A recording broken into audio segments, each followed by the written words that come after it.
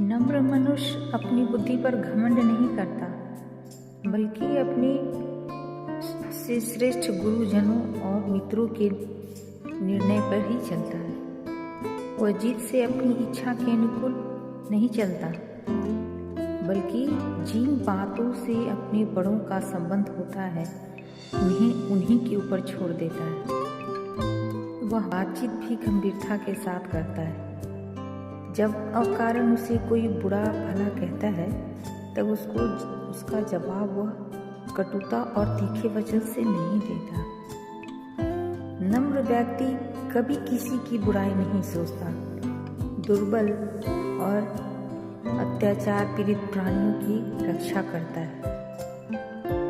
किसी के विषय में झूठे अपवाद की ओर ध्यान नहीं देता और न ही वो किसी के बारे में झूठी बातें सुनना पसंद करता है। दूसरों से ईर्ष्या नहीं करता और ऐसे लोगों का मिलना उतना सहज नहीं है जितना लोग समझते हैं, क्योंकि उदारता का गुण इन संसार का सबसे दुर्लभ गुण है। यानी इस संसार में उदारता का गुण सबसे ज्यादा दुर्लभ है। भद्र पुरुष होने के लिए ईमानदारी, कोमल, साहसी, बुद्धिमान होना चाहिए। इन गुणों का सुंदर उपयोग करना चाहिए और जिस भी व्यक्ति में ये गुण आते हैं, सफलता उसे अपने आप मिलती है।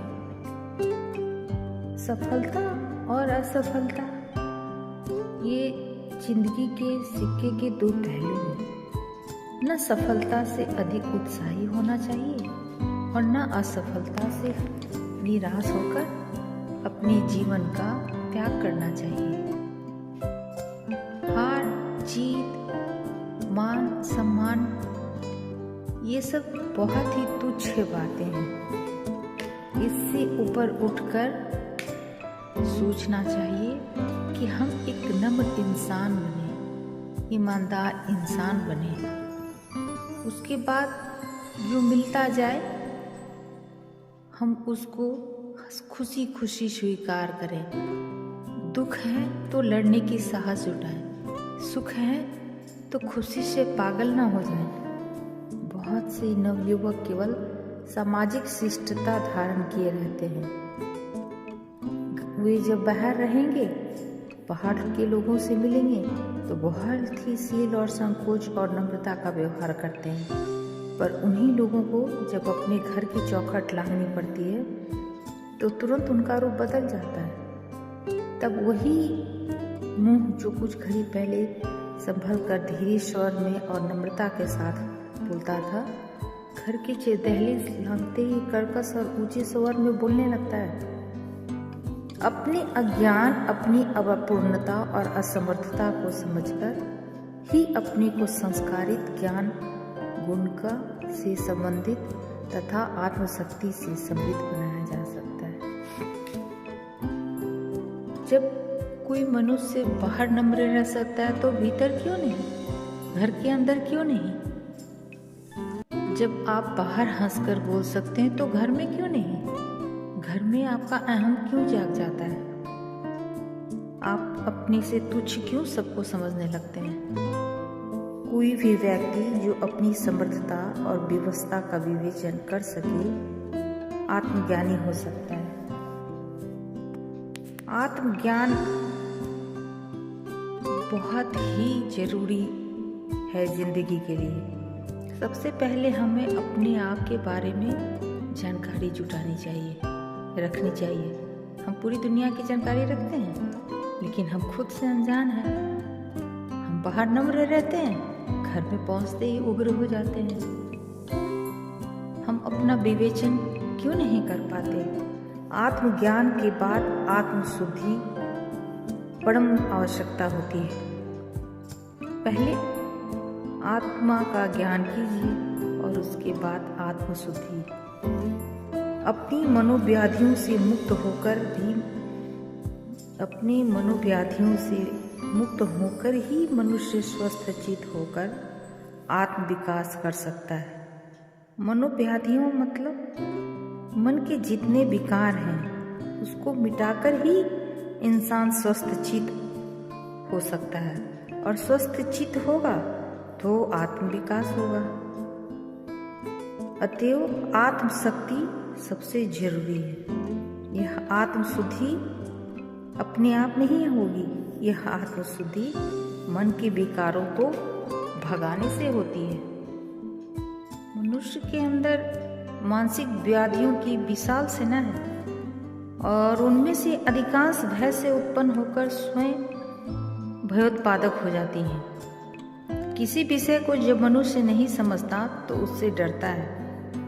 जैसे कि कोई भी इंसान अंधेरी कोठरी में जाने से या जाने के पहले कितना डर जाता है, वैसे ही किसी विषय में अनभिज्ञ होने पर उसको करने में डर लगता है। यानी कि और जब वही प्रकाश आता है तो फिर डर भाग जाता है। यानी कि प्रकाश से भय स्वभावतः नष्ट हो जाता है। वह प्रकाश चाहे सूर्य का हो या आत्म प्रकाश हो या ज्ञान प्रकाश हो। दूसरी, नीरसता या उदासीनता। ये जीवन रथ के दो ऐसी चीज हैं जो आशा और उत्साह जिससे मर जाते हैं। जिस भी मनुष्य में नीरसता या उदासीनता का भाव आ जाता है, उनका जीवन समझिए कि नष्ट होने लगता है।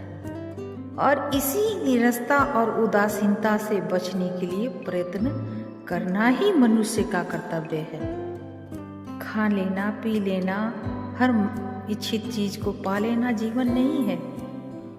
जीवन संघर्ष है। मनुष्य को संस्कार अंधकार से भरा हुआ माया जाल और भयदायक लगता है, और ये व्यग्रता मन की अस्थिरता या अनिश्चितता अथवा उच्छृंखलता से ही पैदा होती है, उत्पन्न होती है। वह भी अंततः भय के कारण ही होती है। मनुष्य जब दृढ़ मन से एक निश्चित दिशा की ओर नियम से चलता है तो संकटपूर्ण परिस्थिति में भी उसको भय नहीं लगता। अगर आदमी दृढ़ प्रतिज्ञा कर ले और एक लक्ष्य की ओर नियम से अपने आप को साध कर चलता रहे तो उसको कभी भी भय नहीं लगेगा। अनैतिकता भय की सबसे बड़ी मां होती है। चरित्र की निर्बलता से मनुष्य पद पद पर डरता है, पग पग पर डरता है। शारीरिक अपराध से ही नहीं बल्कि मानसिक अपराध से भी उसके भय का बीजारोपण होता है। काम, क्रोध, लोभ, मोह, दंभ, स्वार्थ, घृणा, प्रतिकार भावना और अनुचित पक्षपात से इंसान भीतर ही भीतर उसकी आत्मा कांपने लगती है। मिथ्या भाषण, मिथ्या व्यवहार अथवा मिथ्या विश्वास या अंधविश्वास ये भय को बढ़ाते हैं। हिंसा और क्रूरता से भय का भयानक संचार होता है।